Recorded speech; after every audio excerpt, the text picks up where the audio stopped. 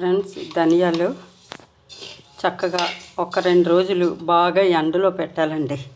ధనియాలు జీలకర్ర పౌడర్ అంటే బాగా ఎండలో పెట్టాలి 2 రోజులు ఎండలో పెట్టిన తర్వాత మళ్ళీ మనం కొంచెం ఫ్రై చేయాలండి. వేపుడు చేస్తే ఏంటండి, ఈ వర్షాకాలం వచ్చేటప్పుడండి ధనియాలు జీలకర్ర పౌడరు షాపుల్లో కొనుక్కున్నాం అనుకోండి, అది లోపల బూజు కట్టేస్తుందండి. ఎందుకు అంటే వాళ్ళు ఫ్రై చేయకుండా మామూలుగా బాగా ఎండబెట్టేసి పౌడర్లు చేసేస్తారండి వాళ్ళు.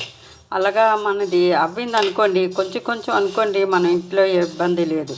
మనకి సంవత్సరం పొడిగిని నిల్వ ఉండాలి అని అంటే అండి, ధనియాలు చక్కగా ఎండబెట్టాలి. ఎండబెట్టిన తర్వాత మళ్ళీ మనం వేపాలండి. ఇందులోనే ఇది 30 కేజీ ధనియాలండి. వేపామనుకోండి తేమ అంతా పోతుంది కదా, మనకి ఎక్కువగా తూకం రాదనమాట. 30 కేజీ ధనియాలకి 200 గ్రాములు జీలకర్ర అండి. ధనియాల్ని బాగా వేపిన తర్వాతే జీలకర్ర వేయాలండి. అప్పుడు మళ్ళీ కొంచెం వేపాలి. ఇందులో తేమంతా వచ్చేసింది కదండి. ఇప్పుడు ఈ 200 గ్రాముల జీలకర్రని కూడా వేసి మరొక 5 నిమిషాల పాటు మనం వేపుకుందామండి.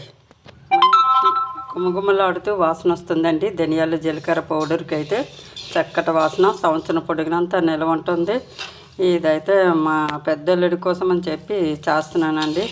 మరి ఆయన అయితే దేశంలో ఉంటారు కాబట్టి ఒక సంవత్సరం పొడుగుని కూడా మనకి దాచుకోవడానికి అవకాశంగా ఉంటుందండి. ఎందుకంటే పోవడం అంటూ బూజు కట్టడం అంటూ ఏమీ జరగదండి. అంత బాగుంటుంది, అంత కమ్మటి వాసన కూడానండి.